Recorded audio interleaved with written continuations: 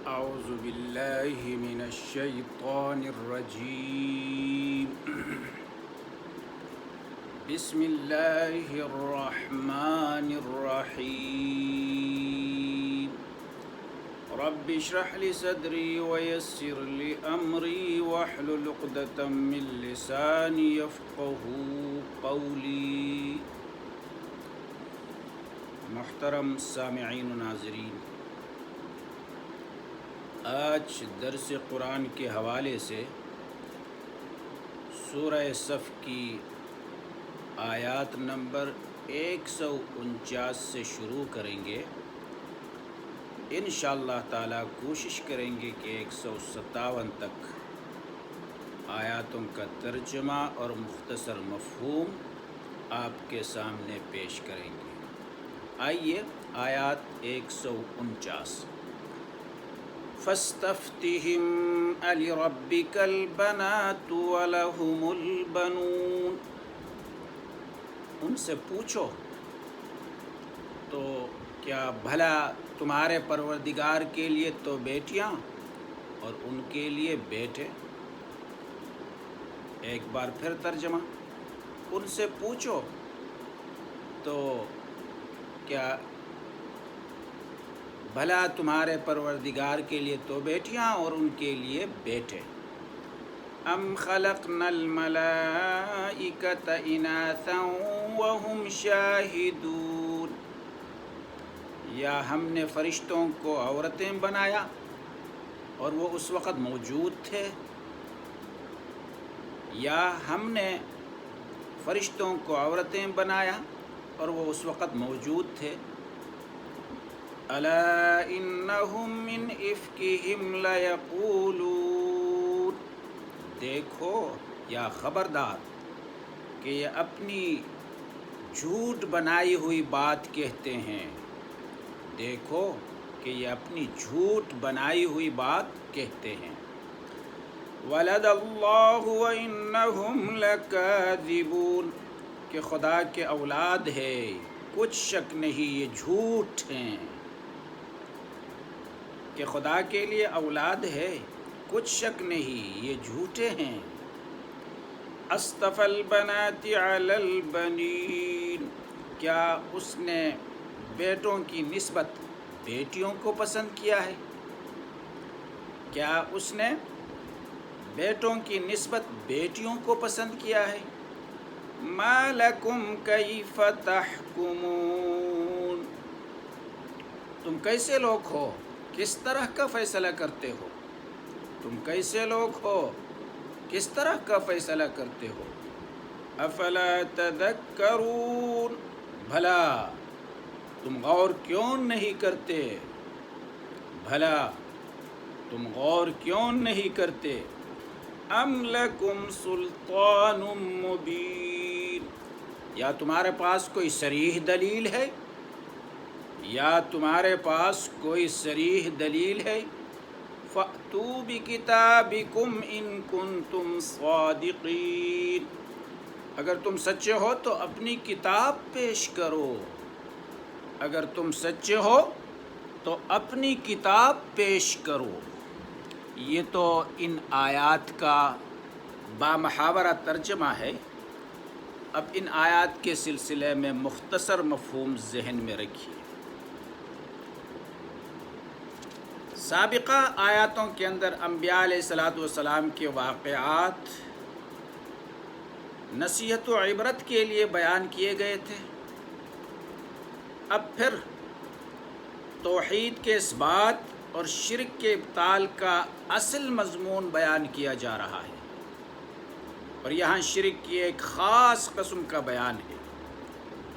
کفار عرب کا یہ عقیدہ تھا کہ فرشتے اللہ تعالیٰ کی بیٹیاں ہیں اور جنات کی سردار زادیاں فرشتوں کی مائیں ہیں۔ بقول علامہ واحدی یہ عقیدہ قریش کے علاوہ جوہینہ، بنو سلمہ، بنو خزاعہ وغیرہ کے یہاں بھی رائج تھا۔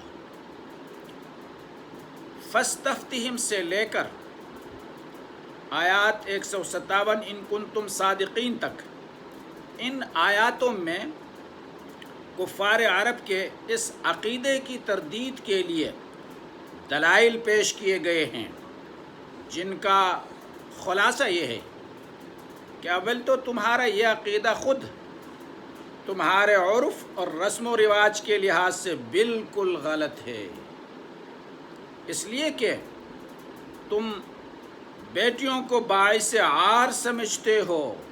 اب جو چیز تمہارے اپنے لیے عار ہے وہ اللہ تعالیٰ کے لیے کیسے ثابت ہو سکتی ہے؟ پھر تم نے جو فرشتوں کو خدا کی بیٹیاں قرار دیا ہے اس کی تمہارے پاس دلیل کیا ہے؟ کسی دعوے کو ثابت کرنے کے لیے 3 قسم کے دلائل ہو سکتے ہیں، ایک مشاہدہ یعنی دیکھنا، دوسرے نقلی دلیل یعنی کسی ایسی ذات کا قول جس کی سچائی مسلم ہو، اور تیسرے عقلی دلیل جہاں تک مشاہدے کا تعلق ہے ظاہر ہے کہ تم نے اللہ تعالیٰ کو فرشتوں کی تخلیق کرتے ہوئے دیکھا ہی نہیں، جس سے فرشتوں کا مؤنث ہونا معلوم ہو سکتا، لہذا مشاہدے کی کوئی دلیل تمہارے پاس نہیں، جیسے کہ ہم خلقنا الملائکۃ اناسا وہم شاہدون کا یہی مطلب ہے۔ اب رہی نقلی دلیل، وہ بھی تمہارے پاس نہیں، اس لیے کہ قول ان لوگوں کا معتبر ہوتا ہے جن کی سچائی مسلم ہو۔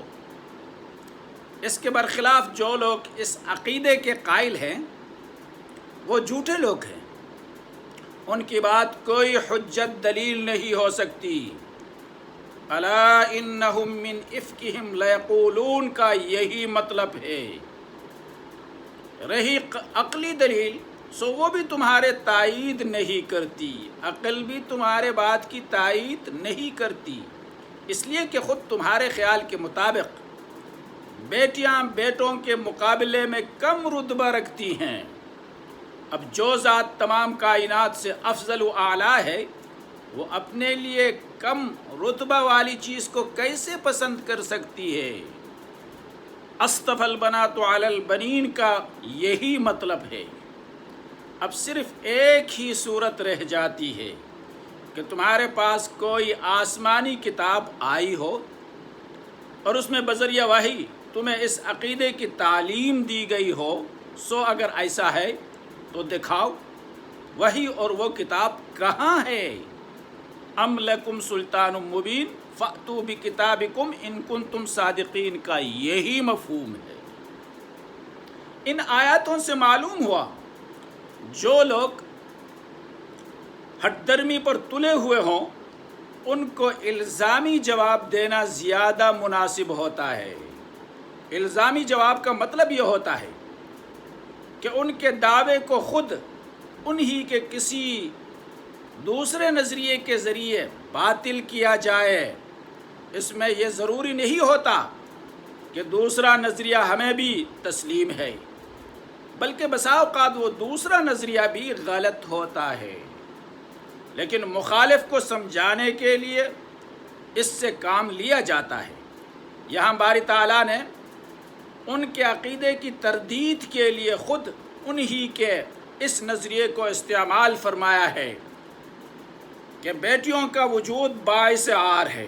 ظاہر ہے کہ اس کا یہ مطلب نہیں کہ اللہ تعالیٰ کے نزدیک بھی بیٹیوں کا وجود باعث عار ہے، یہ تو صرف مشرکین کا عقیدہ ہے۔ نہ یہ مطلب ہے اگر وہ فرشتوں کو خدا کی بیٹیوں کے بجائے خدا کے بیٹے کہتے یہ درست ہوتا، بلکہ یہ ایک الزامی جواب ہے جس کا مقصد خود انہی کے مزعومات سے ان کے عقیدے کی تردید کرنا ہے، ورنہ اس قسم کے عقائد کا حقیقی جواب وہی ہے جو قرآن کریم ہی میں کئی جگہ مذکور ہے کہ اللہ تبارک و تعالیٰ بے نیاز ہے۔ اللہ الصمد، اللہ بے نیاز ہے اولاد سے۔ اور اسے کسی اولاد کی نہ ضرورت ہے اور نہ اس کی رفعت شان کے یہ مناسب ہے کہ اس کے لیے اولاد ہو۔ تو ان آیات کے ذریعے سے یہی مفہوم سامنے آ گیا کہ جو لوگ فرشتوں کو بیٹیاں، اللہ کی بیٹیاں قرار دیتے ہیں، الملائکۃ بنات اللہ کہتے ہیں، جنات کے سرداروں کی بیٹیوں کو فرشتوں کے مائیں قرار دیتے ہیں، ان کو ثابت کرنے کے لیے اللہ نے قرآن میں بیان فرمایا کہ 3 قسم کی دلائل میں سے کوئی نہ کوئی ہونا چاہیے، یا مشاہدے کی دلیل ہو، یا عقلی دلیل ہو، یا نقلی دلیل ہو، لیکن ان کے پاس کچھ بھی نہیں ہے۔ انہی کی باتوں کو بیان کر کے اللہ تعالیٰ نے الزامی طور پر ان کو جواب دے دیا۔ اللہ تعالیٰ ان باتوں پر عمل کرنے کی توفیق عطا فرمائے۔ وما علینا الا البلاغ۔